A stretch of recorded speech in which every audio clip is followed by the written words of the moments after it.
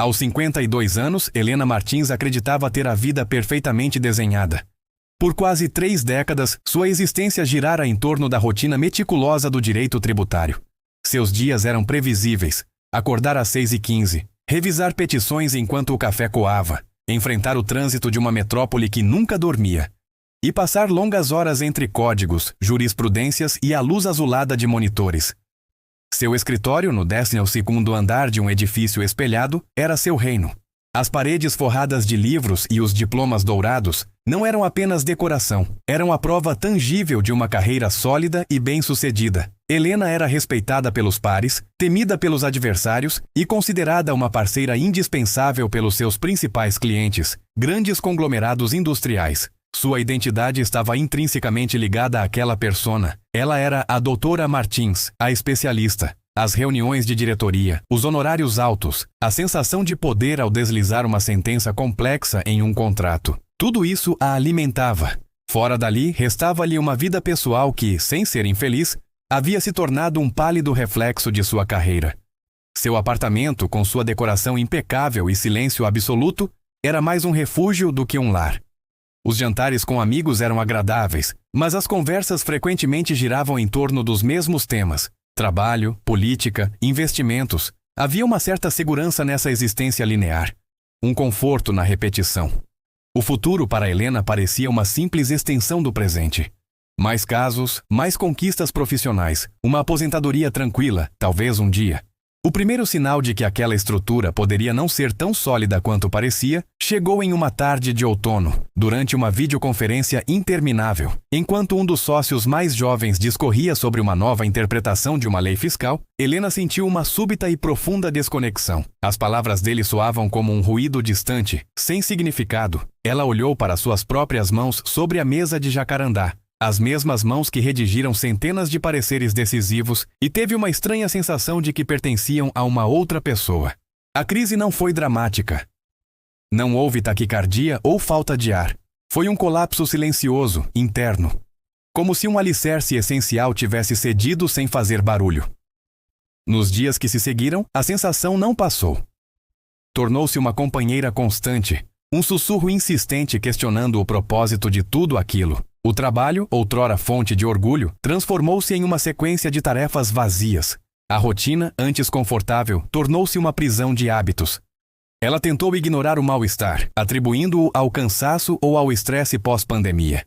Ingressou em uma academia, contratou uma nutricionista, tentou preencher o vazio com otimizações de saúde e produtividade. Mas o vazio era de outra natureza. Era uma fome da alma que salários altos e títulos não podiam saciar. Começou a observar as pessoas na rua com uma curiosidade renovada. O barista que desenhava corações na espuma do cappuccino, a florista que arrumava seus girassóis com um cuidado quase maternal, o artesão que consertava calçados antigos em uma pequena loja. Havia uma autenticidade, uma presença naquelas atividades que ela não sentia há anos. Aos poucos, uma pergunta começou a ecoar em sua mente. Primeiro como um pensamento intrusivo, depois como uma possibilidade genuína. E se eu simplesmente parar? E se eu for capaz de construir algo diferente? Algo que seja verdadeiramente meu? O medo era avassalador, mas, pela primeira vez, não era maior do que o desespero de continuar na mesma trilha. A decisão final não veio em um único momento de iluminação, mas como o resultado de um longo e doloroso processo de introspecção. Levou 6 meses desde aquele primeiro sinal na videoconferência até o dia em que Helena entrou no escritório e pediu demissão. A reação do sócio sênior foi uma mistura de incredulidade e preocupação. Burnout, Helena. Tira umas férias longas, um sabático. A sociedade é sua, não precisa jogar tudo fora. Mas ela sabia que não se tratava de cansaço. Era uma mudança de rumo existencial. Jogar tudo fora, aos olhos do mundo, era exatamente o que ela está fazendo. Para ela, no entanto, era a primeira vez que estava construindo algo verdadeiramente seu. A própria liberdade. Os primeiros meses de transição foram os mais difíceis. A estrutura que havia sustentado sua vida por 30 anos desmoronou de uma só vez. Sem horários para cumprir, reuniões para atender ou metas a alcançar. Ela flutuava em um mar de tempo vazio. A identidade de Dra. Martins foi deixada para trás, mas quem era Helena? A pergunta a assombrava nas madrugadas. A pressão social era intensa. Amigos e familiares não compreendiam. Você está numa fase, diziam uns. Vai voltar mais forte, afirmavam outros, como se sua decisão fosse uma doença da qual ela se recuperaria. Havia um julgamento velado, uma pena disfarçada. Ela, que sempre fora um exemplo de sucesso, tornara-se um caso de crise de meia-idade. Foi nesse período de terra de ninguém que ela começou a se reconectar com uma paixão antiga e negligenciada, a pintura. Na adolescência, ela passava horas rabiscando cadernos e telas, mas a vida adulta e a necessidade de uma carreira séria haviam enterrado esse talento. Um dia, vasculhando o fundo de um armário, encontrou uma caixa de tintas a óleo quase secas. Com um misto de nostalgia e hesitação, comprou um cavalete, algumas telas e começou a pintar. Os primeiros esboços eram travados, inseguros, como se suas mãos tivessem esquecido a linguagem da criação. Mas, com o tempo, o movimento dos pincéis tornou-se mais fluido. Ela não pintava para vender ou para impressionar.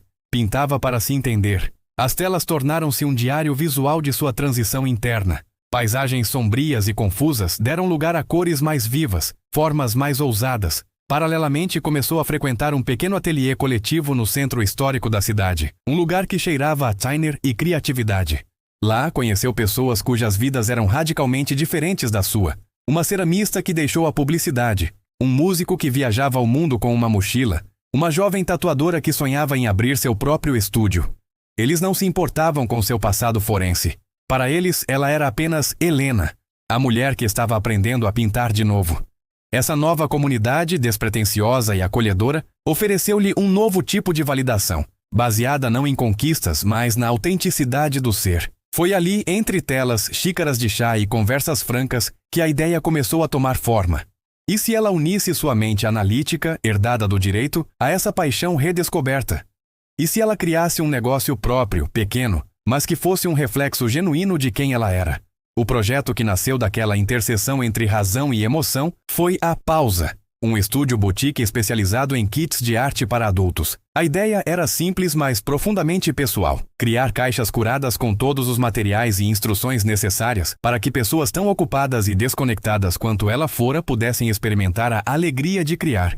Seja pintando um quadro em aquarela, moldando uma peça de cerâmica ou encadernando um caderno artesanal. Helena via naquilo uma missão. Oferecer uma válvula de escape, um antídoto para a vida automatizada.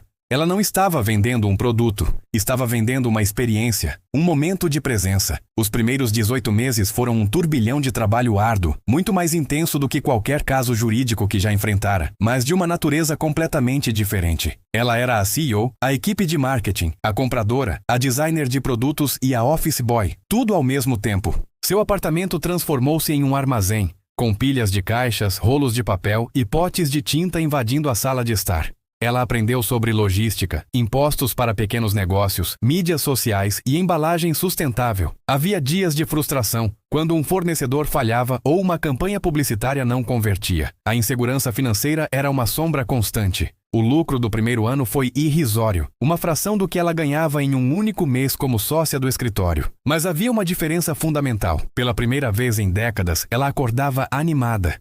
Cada e-mail de um cliente satisfeito. Nunca imaginei que conseguiria pintar algo assim. Era uma vitória. Cada kit montado era uma pequena obra de arte, um convite para que alguém, em algum lugar, também redescobrisse uma parte de si mesmo. A Pausa cresceu organicamente, primeiro pelo boca a boca, depois através de parcerias com pequenas livrarias e lojas de design. 2 anos após o seu lançamento, o negócio já dava um lucro modesto, mas suficiente.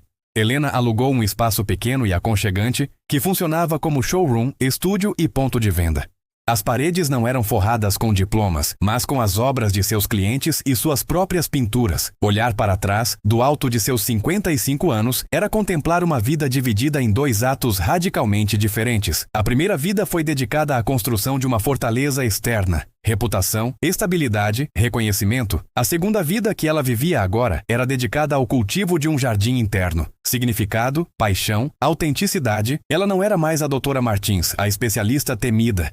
Era a Helena, a fundadora da Pausa, a mulher que pintava, que conversava com os clientes pelo nome, que tinha as mãos manchadas de tinta e o coração leve. A solidão do apartamento silencioso foi substituída pelo burburinho acolhedor do seu estúdio. A pressão por resultados deu lugar à satisfação do processo. A jornada de Helena não foi sobre rejeitar seu passado, mas sobre transcendê-lo. As habilidades de gestão, a disciplina mental e a resiliência que desenvolveu no mundo corporativo foram ferramentas preciosas na construção do seu novo sonho.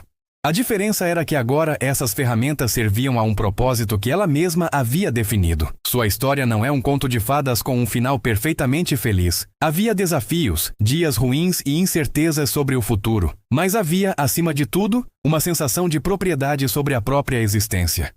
Ela havia aprendido que nunca é tarde para reescrever a própria história, que a coragem de desistir de uma trilha segura mas infeliz pode ser o primeiro passo para encontrar uma estrada mais acidentada, porém infinitamente mais bela e verdadeira.